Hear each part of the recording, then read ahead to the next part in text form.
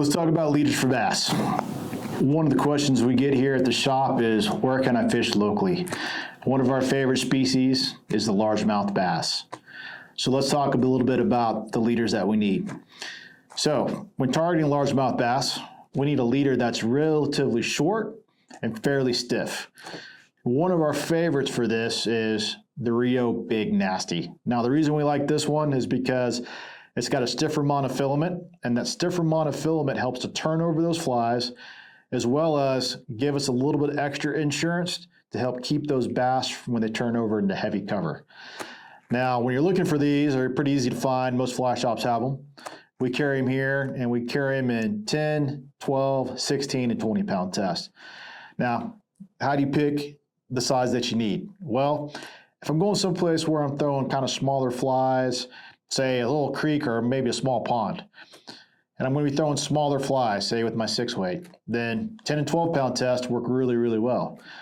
But if I'm going to someplace like Lake Fork or maybe Lake Texoma, someplace where there's a lot of cover, whether it's stumps, lily pads, grass, maybe you're fishing somewhere there's a lot of big boulders, well, that's where I like to use a 16 and 20 pound test. Now, I hope I catch a 16-pound bass. I mean, that's the whole reason we're going fishing, right? We want to catch the big ones, but not always going to happen. So that 16-pound test and that 20-pound test gives you a little extra insurance. That stiffer material helps to turn that fly over, so when you're throwing that big, hairy, wind-resistant Dahlberg diver, it just lays out there nice and smooth. Now, I get it. You can't always find big, nasty leaders. They're not everywhere. So before you run over to Amazon, go to your local fly shop, check out the 7.5-foot tapered leaders that you use for trout. Yes, even though we're bass fishing, we can still use the trout leaders. So in that case, what I'm looking for is something in that 0 down to 3X.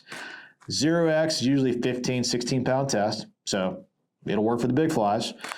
And that 3X is good for that small stuff. Personally, when I go down and fish the Paluxy River that's down here in Glen Rose, outside of Fort Worth, it's a small little, almost like freestone river. Real clear water, all spring fed. The fish there tend to be smaller, a lot of spotted bass in the 12-inch range, as well as a lot of panfish like bluegills and such. So it's a great place to take a 4 and 5-weight rod. Well, when I'm doing that, I'm going to use that 3X leader.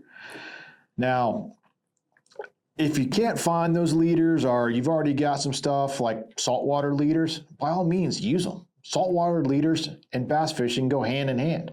In fact, before you could find bass leaders, you could find saltwater leaders. Well, a lot of times those are going to come in 9 to 10 foot lengths. Well, we don't always need something quite that long. Part of this is that bass aren't really leader shy, so we can use a shorter leader. They like to stay pretty close to cover, so that's why we can use a shorter leader. So if I got that 10-foot saltwater leader, well, go down to the end of it, down on the loop end where you connect to your fly line, chop off a couple feet, retie your perfection loop, bam, you've got a bass leader. Super easy. Or maybe you went on a trip a couple years back and you've got this bonefish leader that you're just kind of sitting there doing nothing with, and maybe it was 12-pound test when you started and you chopped off and changed flies, and now the thing's like 7 feet. Well, guess what? That's a great bass leader. So throw it on there and go fishing. Now, whenever we are bass fishing, a lot of times we got these big, heavy, wind-resistant flies. I mean, they've got rubber legs and stuff sticking on them, and you're trying to cast them, and they just make your leader act like a helicopter. They just kind of spin and spin and spin. Well, when that happens, go grab you a pack of micro swivels. Yeah. Just like you use over on the conventional side, they've got micro swivels that you can use in fly fishing. Scientific Angler, Rio, Loon make them. They come in like 25, 30, 40, 50-pound tests. Well, grab a pack of those. I like to use like the 40-pound test. Tie it on the end of your leader and then tie on your tippet, and bam, line twist is a non-issue at that point.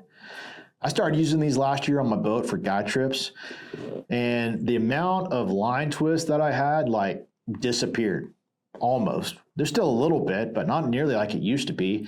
And the other thing is my leaders, they stay pretty straight now. I don't have to worry about them getting twisted up and tangled. The added bonus is it prolongs the life of your leaders. So if you're always, having to like switch out your leaders and chopping and adding tippet and all that stuff, tie a swivel on the end of there, just change out your tippet as needed, and you'll see that leader last you all season. It's amazing how much money you can save. Not that they want me to talk about that here at the fly shop, but yeah, put a micro swivel on there and just change out the tippet as you need it.